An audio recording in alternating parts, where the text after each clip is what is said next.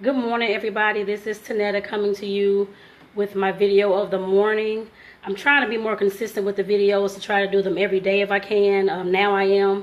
I'm doing them in another group actually every day, but I'm trying to do them on my own page as well every day so I can share it on out to the other groups and whatnot. But the title of this video is called Owning Your Voice and Speaking Your Truth. The reason why I called this video, or I labeled this video that, is because earlier in the week I listened to somebody's video and they were talking about owning your voice, and how to own your voice. I guess I put it that way.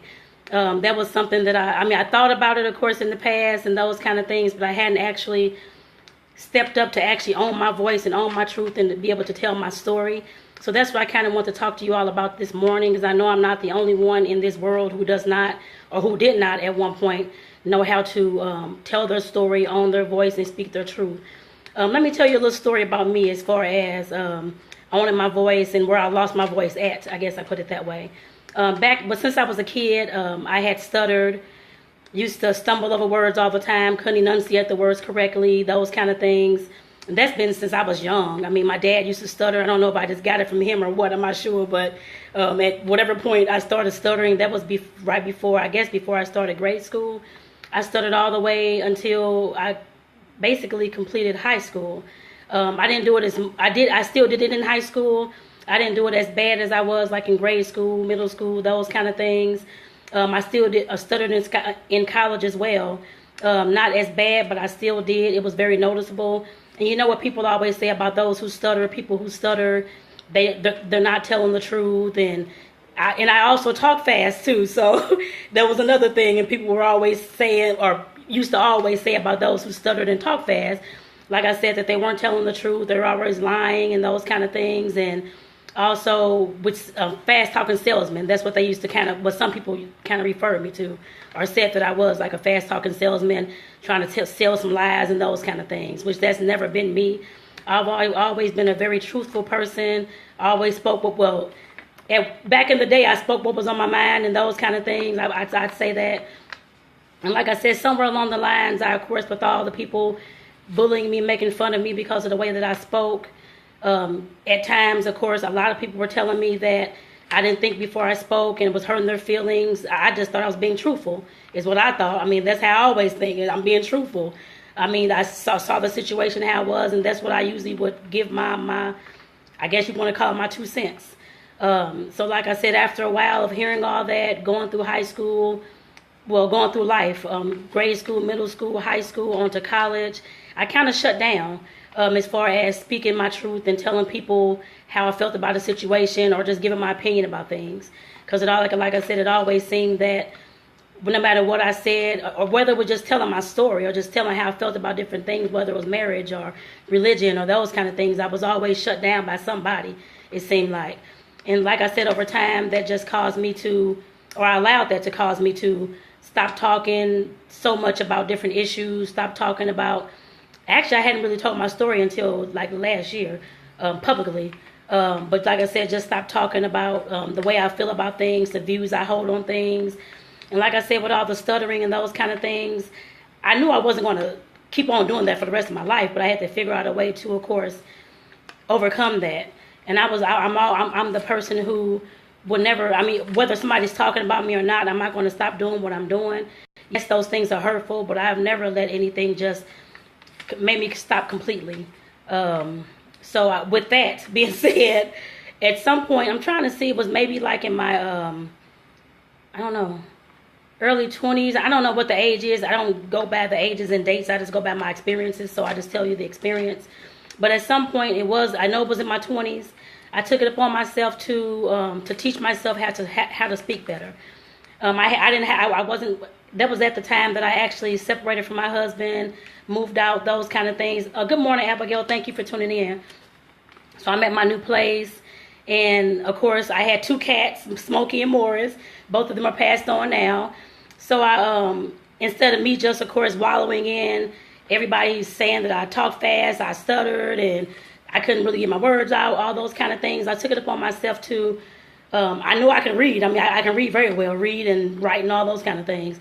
So I, of course, took it upon myself to sit my cats down on the bed every single day and read stories, books, whatever kind of books and magazines I had here to them. in order to, of course, improve my speech, improve my language, and try to slow things down a little bit. And that took me a little while. It took me weeks, of course, months, that kind of thing, in order to, of course, correct my, at least I felt, to correct my speech, as far as so others can, of course, understand me, to know what I was saying, so I wouldn't stammer over every single word that I was trying to get out. Nowadays, you can't tell that I stutter at all. I may still get, of course, stumble over words every once in a while, but of course, for the most part, I don't stutter at all like I used to. But like I said, doing all that, reading to my cats and trying to improve myself, I did improve myself. Like I said, I never did stop not trying to improve myself during those times. Good morning, Simon. How you doing? I always wanted to make sure that I still persevered and overcame whatever challenges I was facing. So like I said, that's always been the person that's always been me. As far as speaking my truth, like I said, I did allow people to, of course, shut me down, saying that whatever I was talking about, that I was either crazy or didn't make any sense, or I didn't think before I spoke, and I was hurting people's feelings. Like I said, I didn't think I was hurting anybody's feelings. I just was trying to speak my truth and tell people what I thought, get my 2 cents in. So like I said, I did allow that to kind of shut me down and not really have me explain and talk about things as I had been at one point. Right now, I'm getting back to that point, because that's the person that I was, and that's the person that I know I'm going to be. By me shutting up and not speaking my truth and not owning my voice at those times. Of course, I was suffering inside. I wasn't happy. I mean, I can't be happy and not being able to express how I feel and those kind of things at all. And like I said in the beginning of this video, I know I'm not the only one who've been through challenges, who have not owned their voice at some part in their life. Some people may still be on that path to not owning their voice still. And I'm just here to tell you that there is a way that you can do that. It's not the end of the world for you at all. I never thought it was for me at all either, but like I said, I just had to get back to what I was doing and believe in myself that I can, of course, own my voice, own my story, tell my story, and not let anybody else or anything else stop me at this point anyway. I guess I put it that way.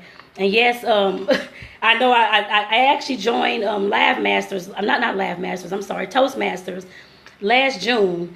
Well, I went to a few classes last April, May, and finally joined last June.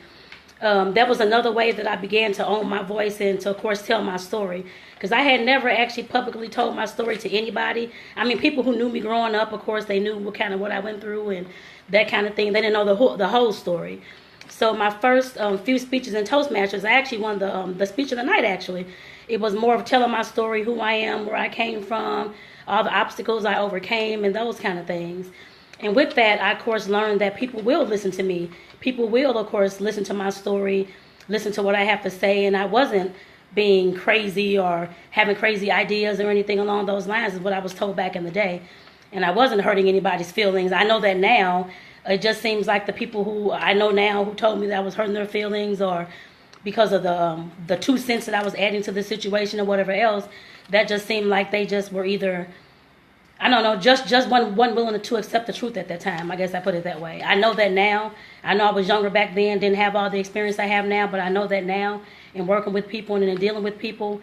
So like I said, it definitely isn't too late for anybody to start owning their voice, start owning their story, and start telling their story. Another group that I joined, it was actually back late last year, back in October. It was Live Masters. I didn't even actually start any videos until, I believe, early January. Oh, thank you, Felicia. Thank you, and good morning. Thank you for hopping on as well. You too, Abigail.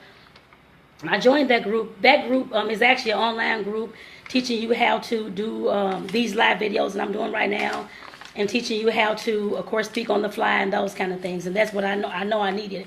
So I somehow came across the group on my timeline. I don't know if somebody shared it. I don't remember, but whatever it was, I decided to go ahead and join, and now I'm an active member in that group.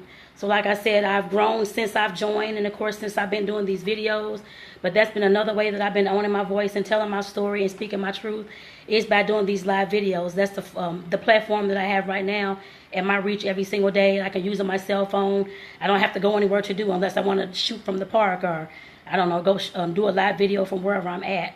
But like I said, that group, as well as Toastmasters, have given me the opportunity to, of course, own my voice, to speak the truth that I have. And like I said, for anybody else, I know there's other people out there. I'm not the only one who, at most, I guess some parts of my life, was not able to, of course, own my voice and speak the truth and those kind of things. Like I say, I'm now getting back to that because I know I felt at those times that I was, of course, not happy because I couldn't express myself the way that I thought I could express myself because everybody else was uncomfortable around me, I guess, with me talking and speaking and doing whatever I was doing. So I kind of just kind of shut down for a little while. But like I said, I'm totally back. I can tell you that. I'm not allowing anything else to stop me, whether it's a person, place, or a thing. Unless somebody kills me, then I guess I will stop. Other than that, I'm sure you'll see these videos in the future if that happens, so you'll know I'm still speaking my truth. So it's how I look at that one. But like I said, in this video, I just want whoever's listening, whoever watches the replay, I'm sure, like I said, I know I'm not the only one that wasn't able to speak their truth a lot of part of their life. And like I said, it's not too late for anybody to do so. So if you can join, I guess, live video groups or just start doing things to kind of bring your voice back out, whether that's right, because I also write as well. Now, which I didn't mention that in the video. I was mainly talking about speaking and telling my truth and that kind of thing. Good morning, Antoine. And because I also write, I'm in the process of writing a book right now as well. So that's another way that I'm speaking my truth. And I know there's other authors who may be listening or who may catch the replay. Like I said, there's all kind of ways that you can own your voice, whether that is through speaking, whether that is through writing. There's all kind of ways to write, whether it's poetry, short stories, an actual book, and those kind of things. So I know it's not too late for anybody else to begin owning their voice and speaking their truth and telling their story. Like I said, I was afraid for many years to, of course, tell my story because of some of the things that I went through as far as seeing the domestic violence, going through family history with people, of course, in gangs. I've seen people shot and killed. I mean, all kind of things. So, like I said, I was kind of afraid to tell my story. I'm telling it now, and I have been telling it since, last year, actually, last April, May, June. So like I said, I know that it's possible for anybody, no matter what anybody else says about you, no matter what your family may, because family, of course, I know it's a lot of things that people go through and it involves their family, whether that's sexual abuse. I went through that as well, other things. So I know sometimes people may be afraid to tell their stories because they are afraid to bring out those curses in their family.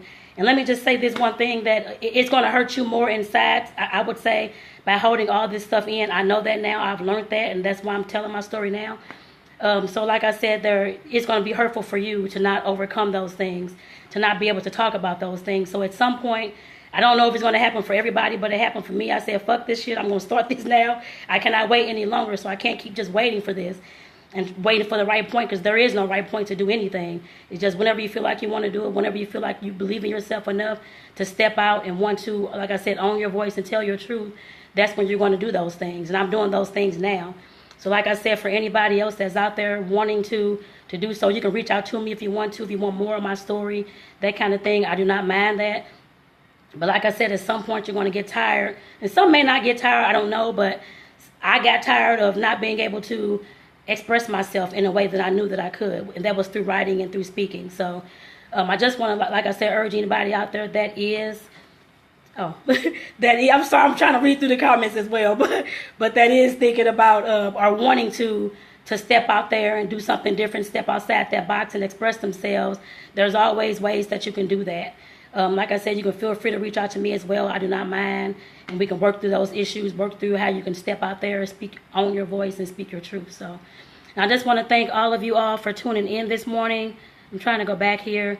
Abigail, Simon, Linda, Felicia, Antoine, who else? I just want to thank you all for tuning in this morning. And Antoine, I'm actually going to share this in the group as well this morning. I know Avedon was talking about telling stories about yourself and that kind of thing, so I'm going to share it in the group as well. So everybody, thank you for listening. For those who watch the replay, do enjoy. And everybody have a great Friday.